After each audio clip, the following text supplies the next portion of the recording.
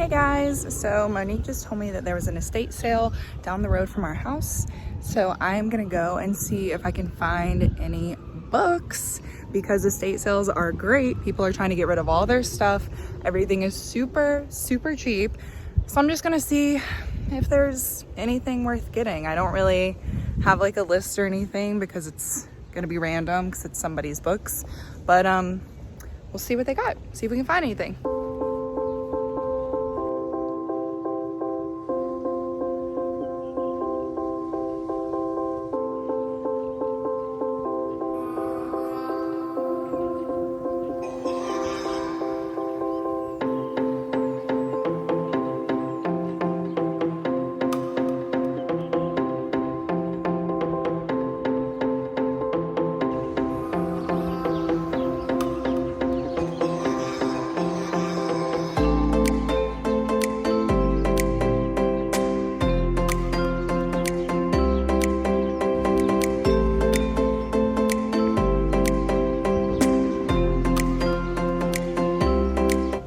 All right guys, so I found some books. We'll do a little reveal when we get inside.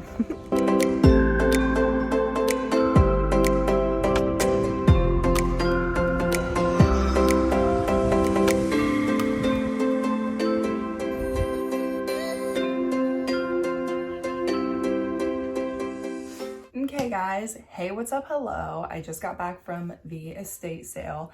It was literally less than half a block away from our house. So it's a nice little walk to get out and go and look for some books. I did find 6 books at 50 cents each. So I ended up paying, I was actually supposed to pay $3, but I only had $2.95. So the lady let me take it anyway. Hey, sure. So let's look at what I got. So when I got there, I immediately noticed this book. It's Walt Disney's Fantasyland. Basically has different classic Walt Disney stories in it. Like for example, Pinocchio, Peter and the Wolf, Snow White and the Seven Dwarfs, Dumbo, The Ugly Duckling, The Grasshopper and the Ants, The Sorcerer's Apprentice, Cinderella, The Three Little Pigs, Mother Goose. And it's got beautiful artwork in it, obviously from the movies.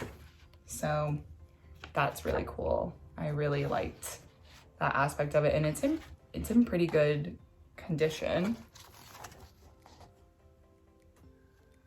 which is really cute. I mean, it's a thick little bookie. So, and it just has like beautiful, the inside is just so nice. It was published, let's see, 1961. That is an old book. Okay, so that's the first one. The next one that I noticed was Disney's Cinderella. And this is like an old version of Cinderella. I don't know if you can see, but she doesn't even look like the Cinderella that like we are used to. So, and I also was laughing because it's got the grumpy cat on the back. But this is obviously a thin version, but the artwork in here was also so just like stunning. And I'm gonna show you guys. I just wanna see when this was published in 1950. So here is the inside. Just looks super stunning. It's so interesting because this is kind of how, this style of artwork is kind of how people do a lot of online, Sherman, I know you want attention. This is how a lot of people do online art now. They don't put in like a lot of details, but they do a bunch of shading, not a lot of harsh lines. So it's so interesting that this is like a drawn copy from the 1950s. And that's kind of what people are doing now with Procreate and things like that. So the next book that I found was The Velveteen Rabbit. Does anybody remember this book? This is an oldie but a goodie, The Velveteen Rabbit. It's like a little storybook. And on the inside cover, it's so sweet. It says, Merry Christmas, Stacy, Love, Benjamin and Andy, 1977. So I always like books that have little dedications, written dedications in them. I think they're even more special. So I was like, well, I gotta get it. And this is, it does have like some writing and things in it because it's a children's book. So obviously a child probably wrote in it a little bit, but it does have really, really fun artwork in it. Has like a lot of red and yellow colors. It's really pretty. I like it. I like it a lot. So classic. So those are like the picture books that I picked up. And then I ended up finding two classics. One, The Wizard of Oz, which I have never read before. I've only seen the movie. So I am going to read this and see how it holds up. It's also not a very long read. It's 180 pages and the print is pretty big. So there's that. And then this other one, I just saw this part and I was like, oh, let's just see what this book is because the binding in the back looks pretty interesting. It looks like it could be an art book or something. And I was flipping through it like this and noticed that it was Animal Farm. And I was like, oh, that stinks. It doesn't have a cover. That'd be really cool because I actually don't own Animal Farm. And I was flipping through it and I found the cover.